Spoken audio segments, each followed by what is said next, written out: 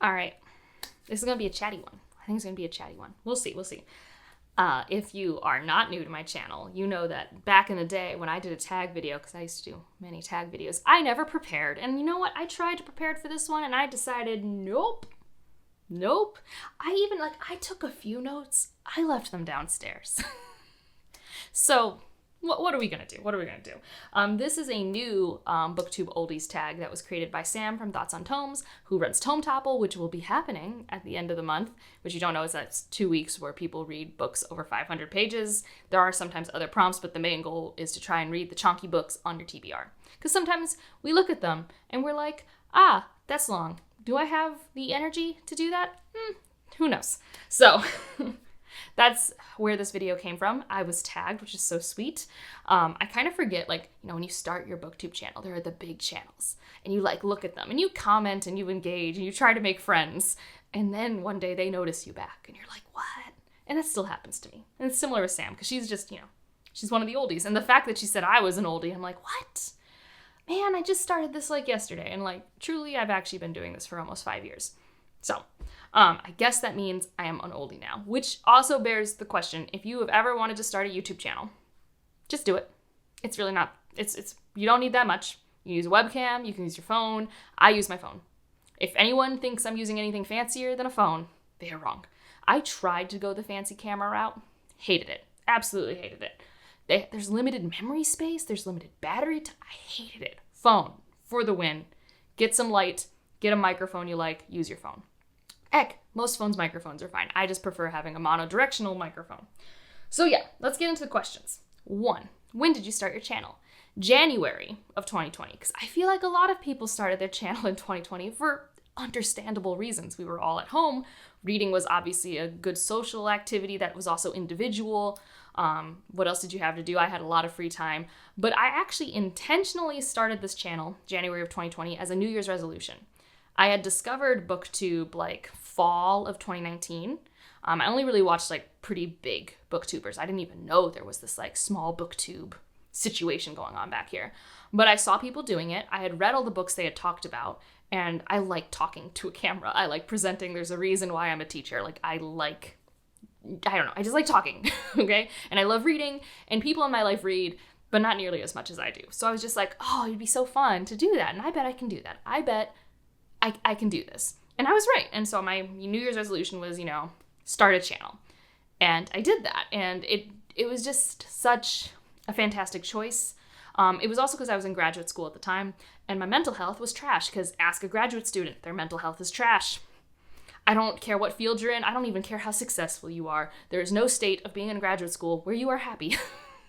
So it also made me feel productive, because one of the things that was halting me in graduate school, even before COVID happened, was I wasn't really able to get my experiments to work. So I would put in a lot of work and get nothing in return. Booktube, I could go through the whole process. I could have a video idea. I could film the video, edit the film video, put it out into the world. And that felt like I did a thing. And that was really good for me. And, now I'm here with this fantastic community, and it's just amazing. 2, what were your staple videos when you started your channel versus now? I don't think there's a large difference. I think the biggest difference is I used to be able to post 3 to 4 times a week, and I now post twice a week. So I think my momentum has slowed down. I definitely used to do a lot more tag videos like everyone else did. But in terms of I always do TBRs. I always do wrap-ups. I always do series check-ins. For a while, I did recent release roundups, but those were labors of love, and they were really research intensive. And I just haven't had the time or energy to put in that much effort to something.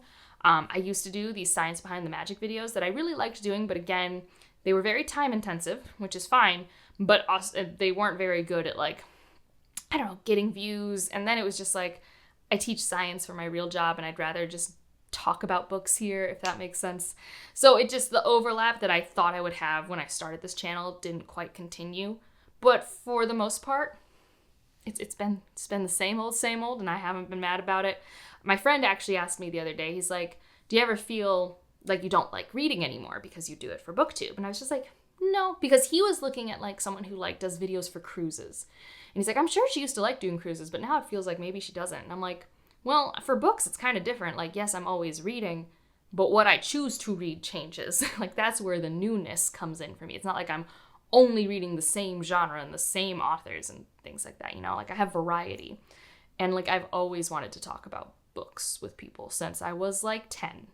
So, like, this is a part of my personality that just is pretty much always around. 3, what was your favorite book the year you started your channel versus now? So I did look at my top 10 fantasy and sci-fi books from 2020. And like me, I think the biggest thing is I could make 2 different top 10 lists. But I read a lot in 2020, and 2020 was the year where I was like really getting all the recommendations from everyone, you know, first time on the bookish internet. I mean, that was the year I read Middle Game and Sword of Kaigen. I read Memory Called Empire. I read Exhalation. Like, that was a big year for me and books. Like, those are staples for me even now. So I think, like, you know, a lot of my favorites then kind of, they hold up. I always am getting new favorites and things like that. I think that was even the year I read Nine Fox Gambit, which, like, so a lot of, like, identity for Angela still exists. So my reading taste, I would say, is still holding strong. Good mix, fantasy, science fiction. I mean, I reread Middle Game like a year ago, and I still adore that book. I need to reread Sword of Kaigen, and I'm sure I still love it. Because I do think when I love something, it kind of sticks with me. And then the nostalgia can really pull me along. Like, I reread and reconsume media all the time. Let's see. How has your reading and the reading trends of the community changed since you started your channel? So my trends, I think I'd have to look at stats to like really confirm this, but I am better at reading a more diverse range of genres now. I think when I started my channel, a lot of the things people were recommending were young adult, because YouTube itself, Booktube, was a very young adult driven space. And I don't dislike young adult. So I picked up more of that in 2020 just because I hadn't read young adult since I read like Divergent, right? So I was just like, what have I missed? And I apparently had missed this whole young adult fantasy era, because I read more the dystopian and sci-fi and paranormal era of young adult.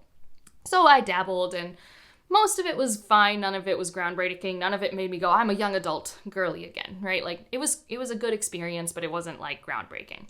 And I have noticed that a lot of the people that I follow have actually just naturally started reading more adults. So my taste really has stayed pretty constant. But a lot of people have just, we're all in our 30s now, essentially, been reading more of the adult SFF stuff just because that has more themes that like connect with us more often than not. Not that a good young adult book can't do wonders. It truly can. And then, like I said, with genres, I used to be more fantasy, science fiction, and a general lit fic here and there. But now I definitely include more nonfiction and horror regularly into it. And then, like, in general, weird fiction. Like, fiction where I can't really define its genre very well. Has definitely become more of a norm. Horror itself has just truly been the one that's skyrocketed the most. If in 2020 you told me I was going to like horror as much as I do now, like most of my favorite books are suddenly horror books in each year I read, I would have been shocked. I wouldn't have believed you. Same with contemporary romance. That's increased as well. So I think in general, I've become a tiny bit more of an omnivore reader. Not like Mara from Books Like Well. She's a true omnivore. Like, I'm always going to have a fantasy and science fiction book, you know, on my TBR. Like, that's always going to be happening. In terms of trends of the community, I don't know. I keep following the people that interest me. So, like, I feel like I said, it's still just, like, a good variety of adult SFF and things like that I follow. Obviously, Book Talk has really brought romantasy to the fore, which I still hate because it's like, we've had it before. It's just now more people are publishing it. I don't know. It's just, like, the blueprint is what Cassandra Clare did and what Sarah J. Maas did. And romantasy is very similar to those things. And those women were publishing books for a long time. So I just don't understand what we're doing there, pretending it's some new thing. But marketing must market. It's got to do what it's got to do. All right, 5. Anything you want to share about your life that has changed since you started your channel? Well, if you have been with me since the beginning, you've seen the changes in real time. I've moved 1 to 3 times since starting the channel. Hopefully done moving. Moved from Boston back to Ohio. I got married. I graduated and got my PhD. I have a job now as an adjunct professor. Hopefully one day getting a full-time position somewhere. That would be the dream. my pets that I started the channel with have passed away, unfortunately, but now I have 2 adorable kittens. Those are the big uns, I feel. Yeah, lots happened. Like, so much has happened. I think the only thing that stayed truly constant is when I started this channel, I was dating Ryan, and Ryan is still my partner. You know, like, we moved in together, we got married, we moved to Ohio. Like, those things have changed, but Ryan's always been there. He's been my rock. All right. 6, why do I keep making videos? I mean, for a couple reasons. I love the community. Sometimes it is harder to make videos now than it used to be, because sometimes, I don't know, there's sometimes like this weird limiting returns thing. And like a lot of people talk about this, you know, it's like you try not to pay attention to numbers, but the numbers are just like in your face. And I mean, I've always prided my channel on being a fairly stable thing. I have slow growth, but it's stable growth. I don't have videos that hit 10 or 20K views, but I always usually hit videos that hit like 1K or 2K views, you know? Like, I'm a stable channel, it's predictable, and I thrive on predictability. And sometimes it's not like that, and it's not a reflection on me and the content I'm making, and it's not a reflection on viewers and whether they like me or not. It's just how it works, you know? So sometimes pushing through that, and especially because YouTube is just, the AdSense has been so bad. It's been so bad. I am positive I have more views now than I ever have, and I have never made less money on videos, which is fine. I don't actually do this for the money. I'm not going to say the money doesn't help. The money I make through the AdSense and through Patreon is actually like really essential to help supplement how little I make through being an adjunct professor. If you don't know how much adjunct professors make, you should really look it up, or you can ask me and I can tell you, because you truly do not understand. It's literally, I don't even know, if half a third of what full-time professors make per like class and stuff like that. It's wild. It's a wild time. But I love doing it. I just started teaching the 10-week summer course, and I just had this like 4-hour and 45-minute class yesterday. And it was a blast. I have such a good group of students. I love teaching at the community college level. But one of the reasons I can do that and not be like, ooh, I need to find a different job that pays more, is because I do make a couple $100 extra a month through Patreon and the AdSense, and that helps supplement with bills. Like, it's a huge deal. So that's part of it. You make money by making the content, but also, see, beginning of this video, I just love to talk about books. I do. I really do. I like having opinions. I like having a place to post my opinions. And this is still a great thing for my mental health. I still love the process of thinking of a video idea, filming it, editing it, producing it for the world. The only part that I truly hate, thumbnails. Hate thumbnails. I wish I made enough money on this channel that I could pay someone to make my thumbnails. I do not. And my thumbnails are fine. I just hate doing it. It's not my favorite thing to do. But like that whole process, it's like a very grounding process for me. It's very therapeutic. And yeah, I love seeing the comments. I love reading them. I don't always get to respond to all of them. But I've said this in previous videos. Know that no matter whether I respond or not, I read every single comment. And I am so fortunate that my comment sections are really chill. I've never really had to block anyone. I've never had to really do anything in my comment space. I don't know why. And maybe knock on wood, these people don't come find me, but it's always such a good place in my comment section. And that's really great. And like, that's only extended into the Discord, where we have our chill group of people, and the Patreon, where we have our reading sprints. Like, it's nice. It's a really nice community. And I love that it's been growing and fostering it. And it's nice. I feel really grateful to have that in my life. And now we have what you are excited about, hoping for in the future of Booktube. I think something that I need to be more active with is because I can get stuck in a rut. I have been following very similar booktubers for a very long time, and I don't dislike that. I love my booktube friends, but people get burnout, people post less often, and then I'm also watching less than I used to, which I don't really love. So I need to, go out there and, introduce myself, watch content of newer booktubers. That's the thing I would like to do. And I'm excited that Sam made this tag video. I would love to see more community on the Booktube space again. Just because, I know it had this... Well, actually, I don't know what Booktube was like before 2020, obviously. I discovered it 2019 through big channels. So in terms of, like, grassroots effort booktube. No context for what it was like before 2020. But I just remember the big community we used to have in terms of live shows and reading sprints and quarantine pages and all of this stuff. And that's definitely gone down as people have been able to go out more, as book talk has come through, as some people, you put in a lot of effort for a video and you might not get a lot back. So they're just like, I guess this isn't for me right now. Maybe they're gone for a long time. Some people get horrible comments in their comment section. I know one of my friends, she really couldn't figure out why her channel could keep attracting the most aggressively, actually annoying men ever. And so she was just like, I don't get this when I post reels and TikToks, so I'm just going to keep posting reels and TikToks. I just don't want to do the long form. So that's been happening. I just need to refill that space with new people who have the energy and maybe feed off that energy a little bit, since apparently I'm old now. So we'll see. I definitely don't see myself leaving anytime soon. I still plan on reading books. I am always just trying to make sure I'm adjusting how I make my videos to make sure I am okay and not burning out, And I think the last one is tagging people. And so I was going to tag the people I have been watching since around 2020. Maybe not all of them, because I'm not very good at doing that. But let's start with Books with Brittany. I have been following her since she had 600 subscribers. She has 20K now. And we actually are friends and chat and things like that, which is super lovely. If you haven't followed Brittany's channel, she's delightful. If you are where are the vloggers at? She puts a vlog out every Monday. And she also reads a pretty wide range of things, has adorable cats. So I love Brittany. We don't always have the same taste, but I love watching her videos.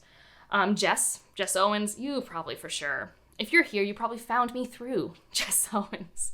My channel probably has never gotten bigger boost than when Jess has invited me to be part of her nonfiction book club or when I've done reading sprints with her. Jess and I are also really close friends. Chat pretty much weekly. If we used to chat daily back during 2021. So I love her bookish opinions. I love her dog. Just all her videos. They're fantastic. But like I said, if you're here, you probably already follow her. Mara Books Like Well. So she's definitely been here for a while. She was actually, I think, one of the larger booktubers that got recommended to me on my Booktube feed when I first started. And I've actually done a lot of collabs with her, and it's been so cool. I've done buddy reads with her. Unfortunately, right now, she's in pretty big reading slump. She hasn't left us. But I figure, Mara, if you wanted to make some content, a little reflection on things, here's an opportunity. Let's see, Abby Salter. So she actually just posted a video today, which was will these books destruct? She did a vlog reading 4 books that she either had to read or unhaul by the end of the vlog. And I love her channel. I've been watching it forever. Every time she posts a video, I watch it. Where I think, and I'm also going to tag him, Alan from the Library of Alexandria. It's oh, your class of 2020, when you joined Booktube, because there were a bunch of people that did. And Alan and Abby, were a part of Jessie May's Discord back when she started a book club way back then. Jessie May is not as around right now, but she is also amazing and someone I always drop everything to watch one of her videos. So you guys are all tagged. Bethany at Beautifully Bookish Bethany, another creator who through all of her collabs, my channel has slowly grown. And she's always putting out content. She's always trying to find ways to make content that makes it feel fresh for her. And I really respect that she'll do videos and she does not actually care outwardly that much if they'll perform well or not. And she's always striving to push diverse books, which I do as well. But if you are a creator on YouTube, you know that if you don't trick people into clicking on your diverse recommendations video, the algorithm hates it. If I ever post something and I'm my favorite Black SFF authors, I've done a video like that. It performed okay. Below average, actually. When I posted top 10 underrated books on my shelves, but it was actually only books by trans authors that were on my shelves, and they also just happened to be underrated, people clicked on that mad. And what they didn't know is that they were being recommended only trans books. So sometimes if you want a video to be successful, it's weird that if you actually label it as it is, it doesn't do well, which is hard for me. That's been the hardest thing, the whole marketing of stuff. I was the person who, when they're writing scholarships or resumes or stuff like that, it's people are always you gotta sell yourself. I'm I just want to be honest. Isn't honesty enough? And it depends on what your goal is. I All right, next up, I want to tag Laura from A Book Circus, also someone I've been watching since day one. She still posts regularly. She just made a TBR game, so if you like TBR games, she just came out with one. Let's see, how many more do I want to tag? Jashana. Jashana is also someone that I continue to watch, have watched. She's going to be doing a Michael J. Sullivan read-along next year. So if you're looking for community stuff, if you've been wanting to read the, what's it called? The Rhyria, the Realm of Rhyria? I don't know what the whole world is called, but that is exciting to me, personally. Sarah Hart's books. She has an adorable TBR game, an adorable dog, and I just love her channel. Like, I think I started watching her weekly vlogs when she used to do weekly vlogs, and I just found them so comforting. And then I think we'll end with like one other one, I think. Yes, Judith from Dead Good Book Reviews, one of my close friends as well. Her ability to stick to a schedule is beyond. She reviews every book on her shelf, everything she reads. She does check-ins. She did an Animorph series for a long time. I love their work. I also just love Judith. Judith and I have also chatted for many a long Voxer message. So that's a non-exhaustive list. Like, truly, I was just scrolling through my subscriptions feed, which means the people at the top are who I've watched most recently and who have probably been posting most frequently lately. So that's this video. If I did not tag you, but you want to do it, please do so. Tell me you've done the video, and I will go watch it. Let me know any questions you might have about YouTube if you wanted to start a channel, or any questions that you want me to elaborate on in the comments or my Discord. And if you just want to leave an emoji to let me know you're here. I don't know, there's an old person emoji, isn't there? Let's do that one. And otherwise, like if you liked it, subscribe if you want to, and I'll see you in the next one. Bye.